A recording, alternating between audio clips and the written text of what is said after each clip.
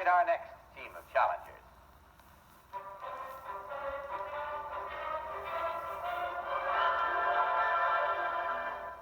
What is your name, please? My name is Fatima Al-Hussein. My name is Fatima Al-Hussein.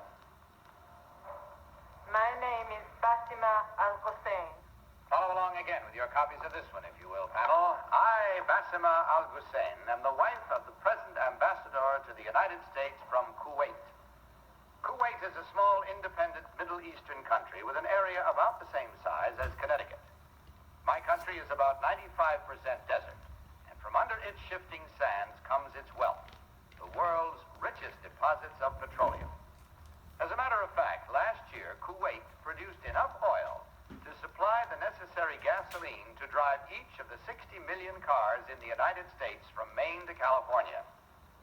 The citizens of Kuwait enjoy free medical care, free education, and even free telephone service. To make the paradise complete, in Kuwait, nobody pays any taxes.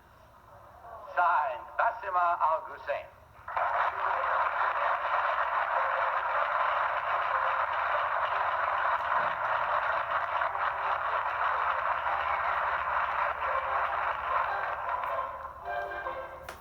Each of these three ladies claims to be Basima Al-Hussein, and we'll start the cross-examination with Kitty Carlisle. Kitty? Thank you, Bud. Oh, I'm delighted to meet you, whoever you are. I've always wanted to go to Kuwait because it enjoys such a marvelous reputation, due, I think, to the enlightenment of your ruler. By the way, number one, what is the ruler called?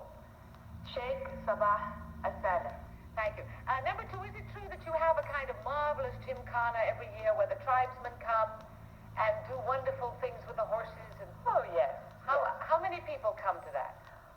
Well, most of the population, which is not very big, really.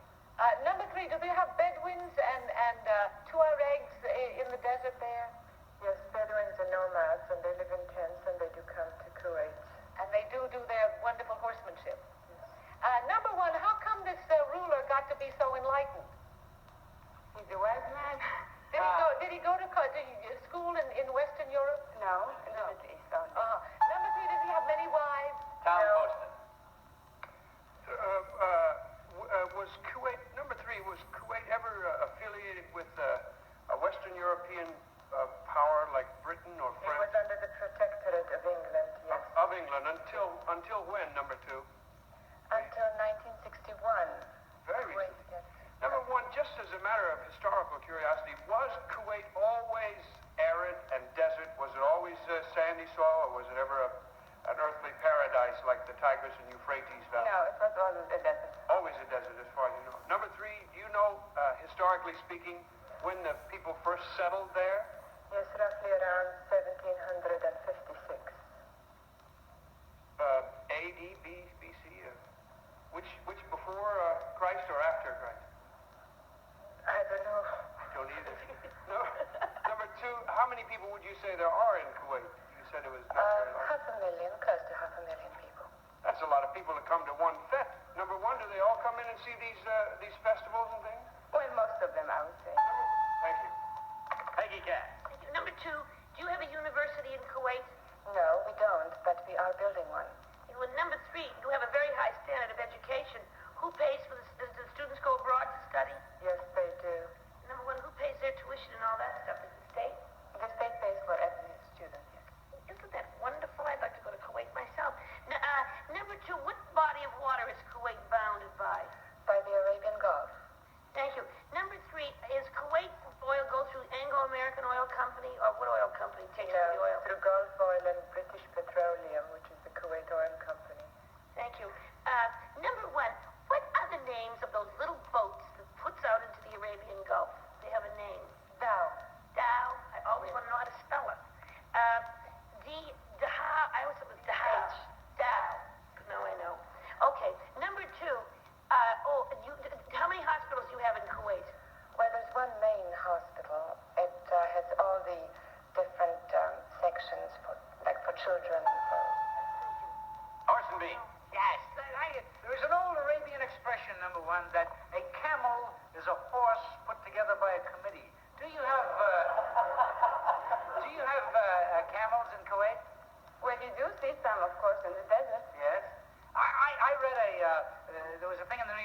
a little magazine put out by the country of Kuwait. It was absolutely fascinating, and I learned a lot. Number two, I can't think of a single thing.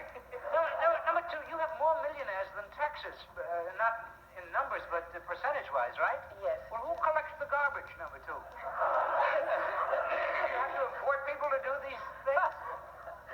No, I suppose, well, everybody has their own job to do. Number And three. there are some people who like to collect garbage. I suppose. I don't know. I might think of it myself. Number three, it's all air-conditioned, practically. All your main buildings are air-conditioned, Right, right? we're the best air-conditioned country in the world. Where do you get the water? That's it. Time for you now to mark your ballots. So please mark them at once, without change, without any consultation. Marvelous. Just vote, if you will. And vote for number 1, number 2, or number 3. All ballots marked?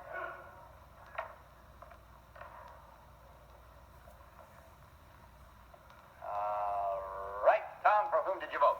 Well, I was puzzled by the year and so forth, but I figured that what does a Muslim know about AD and BC and all that stuff? So I voted for number 3. I can see those beautiful eyes looking over the top of a gossamer veil.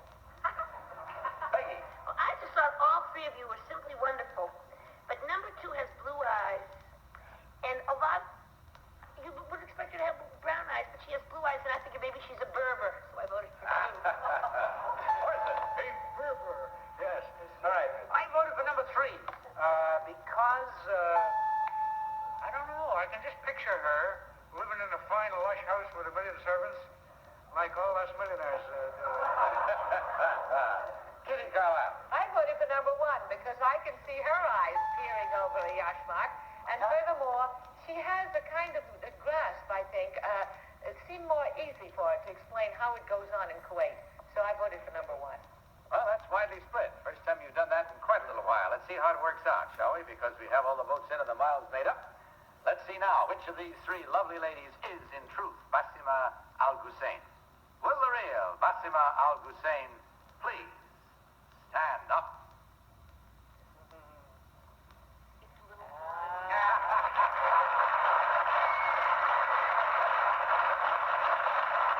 Good job. Well done. Well done. Number 2, what is your real name and what do you really do? My name is Irene Bogoni, and I'm an opera singer. And number 3, what is your real name and what do you do? My name is Traymore, and I'm a supervisor of dancing at Arthur Murray Studios.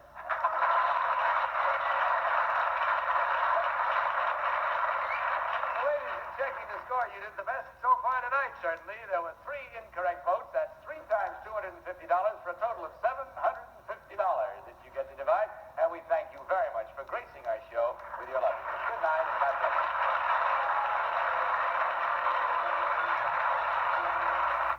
And now let's meet our third